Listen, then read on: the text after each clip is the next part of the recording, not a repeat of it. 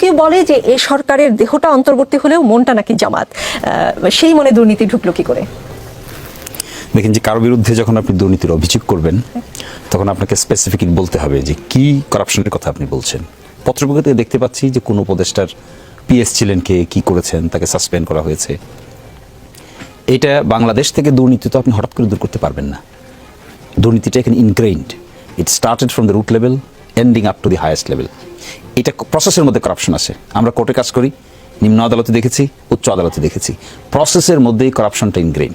ফলে এখানে একটা অন্তর্বর্তীকালীন সরকার কিছুদিন দেশ চালাচ্ছে, সবাই ভালো মানুষ হয়ে গেছে, এই কথা বলাটাই একটা ইউটোপিয়ান স্কিম। তারপরেও পার্টিকুলারলি যদি কারো বিরুদ্ধে সুনির্দিষ্ট দুর্নীতির অভিযোগ আসে, আমি মনে করি definitely he or she must be prosecuted, এবং এতে তদন্ত হওয়া উচিত। ইনকোয়ারি হবে, প্রথম ইনকোয়ারিতে অ্যাপ্রুভাল হবে কমিশনের, অ্যাপ্রুভালের পরে এটি মামলা দায়ের হবে, মামলার পরে তদন্ত হবে, তদন্তের হওয়া চার্জশিট হবে। সে যদি যুক্ত থেকে থাকে অবশ্যই তার বিরুদ্ধে এই উপযুক্ত ব্যবস্থা নেওয়া উচিত বলে আমি মনে করি। এতে কোন দল, কোন সরকার, কে পক্ষে কে বিপক্ষে, this is a material. Corruption is always a corruption. জি, দুর্নীতির বিরুদ্ধে ধরেন স্টেপ নিতে গেলেও তো যারা গণ অভ্যুত্থানের পরে যারা সকলে মিলে যে সরকারটি গঠন হয়েছে, সকলের তো এক ধরনের ঐক্যমত্য বা এক ধরনের একটা পয়েন্ট এসে এগ্রি করা দরকার। কিন্তু আজকে দেশের চলমান সংস্কার নিয়ে যেটা বলেছেন বিএনপির স্থায়ী কমিটির সদস্য আমির খসরু মাহমুদ চৌধুরী, যে সবাইকে যে একমত হতে হবে এটা যারা চিন্তা করে, এটা তো একটা বাকশালী চিন্তা। এবং তিনি যেটা মিন করেছেন বা বলেছেন যে দলগুলোর মধ্যে মতপার্থক্য থাকবেও, কারণ বিভিন্ন দলের বিভিন্ন দর্শন, চিন্তা ভাবনা থাকবে, ভিন্ন মত থাকবে। বিষয়টা হচ্ছে যেখানে ঐক্যমত্য হয়েছে সেগুলোর বাইরে সংস্কার করার সুযোগ নেই। এর বাইরে যেটা করতে যাবেন সেটা আপনাকে ডেমোক্রেটিক প্রসেসের মধ্যে আসতে হবে, নির্বাচনী প্রক্রিয়ার মাধ্যমে আসতে হবে, জনগণের ম্যান্ডেট নিয়ে আসতে হবে। যেসব পয়েন্টে সকলের একমত, সেটার বাইরে সংস্কারের সুযোগ কি আদৌ আছে কিনা? দেখুন, এখন যে সংস্কার প্রক্রিয়া নিয়ে কথা হচ্ছে, এই যে দলগুলোর সঙ্গে আলোচনা করছে ঐকমত্য কমিশন, কি জন্য? ওনারা বলছেন তার পরবর্তী রোডম্যাপ হলো একটা চার্টার হবে। চার্টারে তারা স্বাক্ষর করবে যারা স্টেক হোল্ডার্স। করলো একটা চার্টারে স্বাক্ষর, 20টা বিষয় একমত হলো।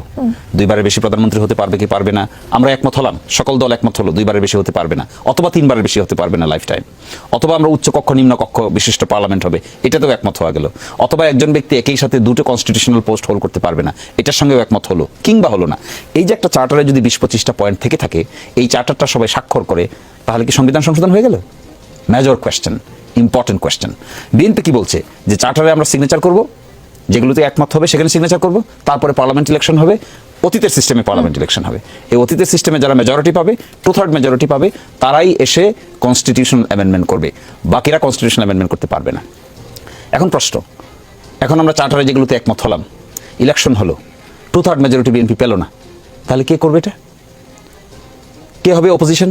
অপোজিশন যদি একমত না হয়, এইভাবে আমরা একটা চার্টার করেছিলাম তো 1991 সালে, চার্টার করে শাহাবুদ্দিন সাহেবকে সুপ্রিম কোর্টের প্রধান বিচারপতি থেকে নিয়ে রাষ্ট্রের ইলেকশন করিয়ে আবার তাকে প্রধান বিচারপতি বানিয়েছিলাম। এগুলো তো সাংবিধানিক বিধান ছিল না, কিন্তু আমরা করেছি। সেটা করে আমরা 11তম সংবিধানের সংশোধনের মাধ্যমে এটা রেকটিফাই করেছি, করে তারপরে বৈধতা দিয়েছি। এটা নিয়ে মামলাও হয়েছে হাইকোর্ট, সুপ্রিম কোর্টে। ফলে এই যে একটা আর্গুমেন্ট করা হচ্ছে, আমার বিবেচনায় হওয়া উচিত কি জানেন? হওয়া উচিত যে চার্টারটা হবে, চার্টারটাকে গণভোটে পাঠানো উচিত। গণভোটে পাঠিয়ে সবাই মিলে পিপল কর্তৃক অ্যাপ্রুভ করে নেওয়া উচিত। অ্যাপ্রুভ করে বিএনপির 31 দফার মধ্যে একটা দফা কিন্তু যে দ্বিকক্ষ বিশিষ্ট পার্লামেন্ট হবে, এটা ওনারাই প্রথম প্রস্তাব করেছেন। বাংলাদেশে 31 দফার মধ্যে পার্লামেন্টারি ডেমোক্রেসিতে উচ্চ কক্ষ হবে, নিম্ন কক্ষ হবে। এই প্রস্তাব কিন্তু এখনকার সংস্কারের আগেও বিএনপির কর্তৃক দেওয়া প্রস্তাব। ঠিক আছে, এটাতে যদি সব দল একমত হয়ে যায়, ঐকমত্য কমিশন একমত হয়ে যায়, চার্টারে স্বাক্ষর করে ফেলে, তাহলে তো নতুন যে নির্বাচন হবে তা তো দ্বিকক্ষ বিশিষ্ট পার্লামেন্টের অধীনে হওয়া উচিত। তা যদি দ্বিকক্ষ বিশিষ্ট পার্লামেন্টের অধীনে হতে হয়, তাহলে আগে কি করা উচিত? একটা গণভোটে পাঠানো উচিত, রেফারেন্ডাম হওয়া উচিত, রেফারেন্ডামটাকে অ্যাপ্রুভ করা উচিত, করে দ্বিকক্ষ বিশিষ্ট পার্লামেন্টে নির্বাচন হওয়া উচিত, সেই পার্লামেন্টে গিয়ে বাকিটা করা উচিত। আমার কাছে মনে হয় অন্যথায় সংস্কার প্রক্রিয়াটা আনসার্টেন হয়ে যাবে, অসম্ভব হয়ে যাবে। জি, একটা এক্সাম্পল দিই, তাহলে বোধহয় বুঝবেন যে আমি আসলে কি মিন করতে চাচ্ছি। মানে তুরস্কেও তো আইন ছিল যে 10 বছরের বেশি প্রধানমন্ত্রী থাকতে পারবেন না, তাই সাংবিধানিক বাধার কারণে রিসেপ তাইয়েপ এরদোয়ান কি করলেন যে 10 বছর প্রধানমন্ত্রিত্ব করার পর তিনি প্রেসিডেন্ট হয়ে গেলেন। মানে শাসন ব্যবস্থা পাল্টে দিয়ে সংসদীয় গণতন্ত্রের বদলে রাষ্ট্রপতি শাসিত ব্যবস্থা চালু করলেন। মানে তাহলে সংস্কার করলেই বা কোনো চার্টারে সাইন করলেই মানে সেটাই হবে, কোন না কোনো উপায় তো থাকে। কেউ যদি স্বৈরশাসক হতে চায়, আসলে চার্টার করে বা কোনো নিয়ম করে কি তাকে আটকানো সম্ভব? Exactly not. কিন্তু তারপরেও কনস্টিটিউশনাল ডেমোক্রেসিতে যখন রিসেপ তাইয়েপ এরদোগান এই পরিবর্তনটা আনলেন, তখন তাকে কনস্টিটিউশনে পরিবর্তন আনতে হয়েছে। আগে কনস্টিটিউশন তাদের পার্লামেন্টারি সিস্টেমটা যেটা ছিল, এটাকে চেঞ্জ করে প্রেসিডেন্সিয়াল সিস্টেমে যেতে হয়েছে। এছাড়া পসিবল হয়নি। কিন্তু আমাদের দেশে আমরা এখন পার্লামেন্টারি ডেমোক্রেটিক সিস্টেমে আছি, এখানে prime minister is the head of the government, at the same time leader of the house. তো এখন যদি আমরা এখান থেকে চেঞ্জ করে আবার প্রেসিডেন্সিয়াল ফরম্যাটে যেতে চাই, আমরা তো প্রেসিডেন্সিয়াল ফরম্যাটে ছিলাম, শহীদ রাষ্ট্রপতি জিয়া রহমান সাহেব তো প্রেসিডেন্সিয়াল ফরম্যাটে ছিলেন, আগেও আমরা প্রেসিডেন্সিয়াল ফরম্যাটে ছিলাম। আমরা কিন্তু বেগম খালেদা জিয়ার আমলেই এখান থেকে চেঞ্জ করে আমরা পার্লামেন্টারি ডেমোক্রেসিতে আসছি। এখন যদি কেউ nature and character of democracy change করতে চায়, তাহলে তাকে কনস্টিটিউশন অ্যামেন্ডমেন্ট প্রয়োজন। অ্যামেন্ডমেন্ট যদি লাগে 2/3 মেজরিটি প্রয়োজন, একটু ডিফিকাল্ট প্রসেস। কিন্তু সম্ভব সম্ভব অবশ্যই। এবং ডেমোক্রেসিতে কি হয়, সবসময় একটা চেকস এন্ড ব্যালেন্স দিয়ে রাখা হয়, এটাই ডেমোক্রেটিক প্রসেস। জি।